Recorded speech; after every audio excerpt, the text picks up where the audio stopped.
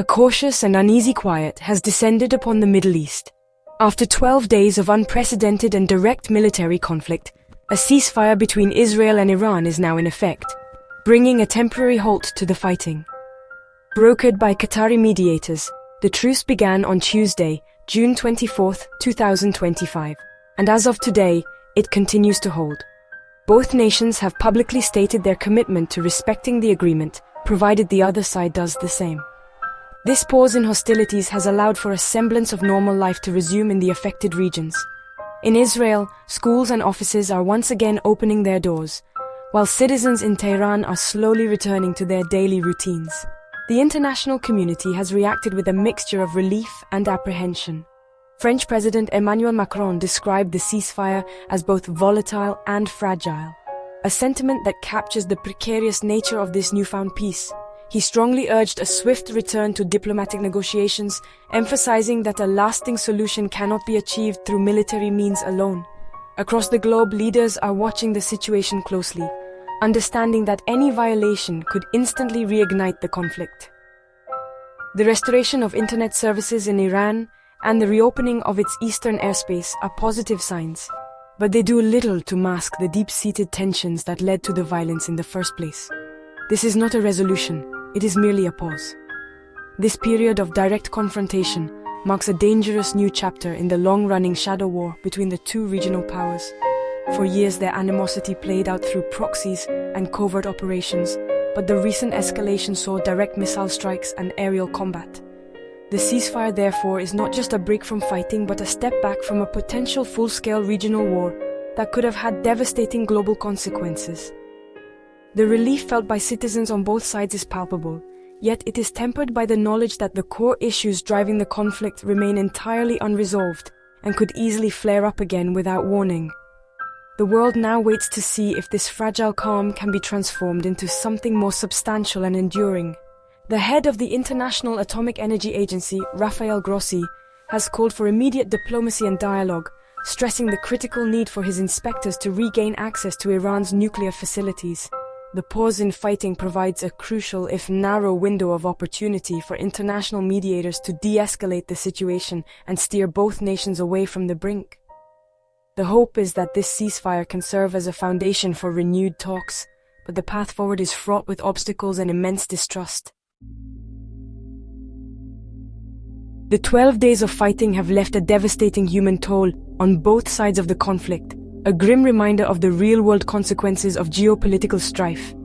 In Iran, the health ministry has reported a staggering number of casualties, with 627 people killed and nearly 4,900 injured, primarily in attacks on major cities like Tehran and Kermanshah. The dead include not only civilians, but also high-ranking military figures, such as Major General Ali Shadmani of the Islamic Revolutionary Guard Corps, signaling a significant blow to Iran's military leadership. These losses have sent shockwaves through the nation, leaving communities to grieve and rebuild in the wake of the destruction. Israel too has suffered significant losses from Iran's retaliatory strikes. At least 28 people were killed, and over 1,000 others were injured in cities like Tel Aviv, which faced barrages of missiles and drones. The attacks caused widespread damage to infrastructure, forcing the evacuation of approximately 15,000 Israeli citizens from their homes. The psychological impact on the population is immense, as the conflict brought the reality of war directly to their doorsteps. The scale of the violence has shattered any sense of security, revealing the vulnerabilities of even the most advanced defense systems when faced with a determined adversary. Militarily, Israel claims to have achieved several key objectives during the conflict.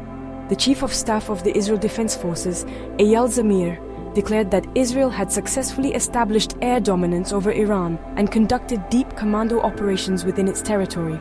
He asserted that these actions had systemically degraded Iran's nuclear program, thereby removing what he described as an immediate existential threat to his country. These claims are intended to project an image of strength and strategic victory, reassuring the Israeli public and sending a clear message of deterrence to its regional adversaries. However, these gains came at a high price in terms of both human life and regional stability. While the active fighting may have stopped, the broader regional conflicts continue to simmer, threatening to undermine the delicate ceasefire. In Gaza, the war persists, with Israeli forces continuing their operations and facing resistance. On the same day the ceasefire with Iran was announced, 7 Israeli soldiers were killed in Gaza, and dozens of Palestinians lost their lives in both Gaza and the West Bank. Furthermore, Houthi rebels in Yemen have continued their drone attacks targeting Israel, demonstrating that the network of regional proxies remains active. These ongoing hostilities create a volatile environment where a single miscalculation could easily draw Israel and Iran back into direct confrontation. At the heart of the recent conflict lies the contentious issue of Iran's nuclear program, and the extent of the damage it sustained remains a subject of intense debate and conflicting reports. Officials in the United States and Israel have projected an image of decisive success. President Trump, along with senior intelligence figures, has claimed that the Israeli strikes resulted in the total obliteration of key facilities, setting back Iran's nuclear ambitions by years. They specifically pointed to the destruction of the Fordow enrichment facility, which they described as inoperable, and a critical uranium conversion plant in Isfahan. These statements paint a picture of a program left in ruins. However, a more nuanced and less definitive picture is emerging from other intelligence sources. A preliminary report from the United States Defense Intelligence Agency, which was leaked to the media, suggests a more modest setback of only months, not years. This assessment indicates that while the entrances to the underground Fordow facility were sealed by the attacks, the subterranean chambers themselves did not collapse. This crucial detail implies that the core infrastructure, including sensitive equipment and materials, may still be intact and potentially recoverable.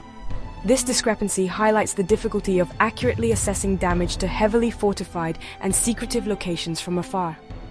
Further complicating the picture is the fact that Iran appears to have retained significant and crucial components of its nuclear program.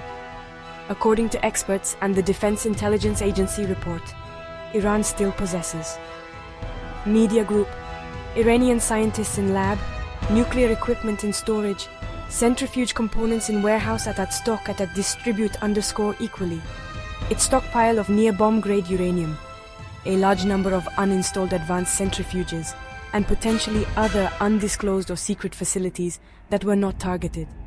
Perhaps most alarmingly, reports suggest that Iran successfully moved approximately 400 kilograms of highly enriched uranium to an unknown location just before the hostilities began. The International Atomic Energy Agency has confirmed it lost surveillance and visibility of this material, creating a dangerous gap in international oversight. The International Atomic Energy Agency has confirmed that it observed severe damage at several of Iran's declared nuclear sites, but its ability to provide a comprehensive assessment is severely hampered.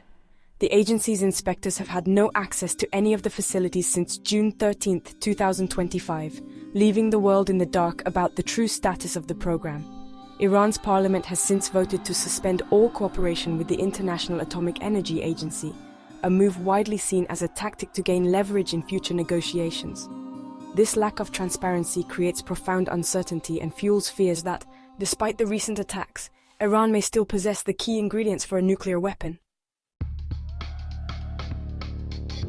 With the guns now silent, the focus has shifted to the diplomatic arena, but the path forward is clouded by deep-seated mistrust and conflicting agendas. The United States has announced that direct talks with Iran are scheduled to begin as soon as next week. However, President Trump has simultaneously downplayed the need for a new comprehensive nuclear deal, expressing confidence that Iran's program is already obliterated. This stance could complicate negotiations, as it appears to dismiss Iran's primary motivation for returning to the table: sanctions relief and the preservation of what remains of its nuclear infrastructure. The success of these talks will depend on whether both sides can find common ground amid their maximalist public positions. The risk of renewed conflict looms large over any diplomatic effort. Some security experts warn that the Israeli attacks, far from ending Iran's nuclear ambitions, may have the opposite effect. The strikes could reinforce the belief within the Iranian leadership that only the acquisition of a nuclear weapon can provide the ultimate deterrent against foreign intervention. This logic could push Tehran to accelerate its program in secret, making the region even more dangerous. Meanwhile, the Iranian regime has intensified its internal crackdown, arresting hundreds of citizens accused of being Israeli spies, which could further isolate the country and empower hardliners who oppose any compromise with the West.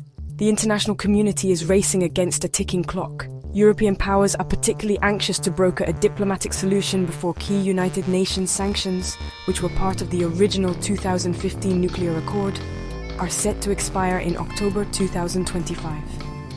The expiration of these sanctions without a new agreement in place could remove critical leverage over Iran and potentially allow it to legally acquire advanced military technologies. This deadline adds a sense of urgency to the upcoming talks, pressuring all parties to engage constructively before the diplomatic window closes and the momentum for peace is lost. Ultimately, the future remains profoundly uncertain. The ceasefire has brought a welcome respite from violence, and people across the region are cautiously hoping that this fragile peace will last. However, the fundamental problems that ignited this crisis persist. The deep animosity between Israel and Iran, the unresolved status of Iran's nuclear program, and the ongoing regional proxy wars all continue to simmer just beneath the surface. While diplomacy offers a glimmer of hope, the tensions remain dangerously high. The world watches, holding its breath, hoping that dialogue will prevail over the ever-present threat of another even more devastating war.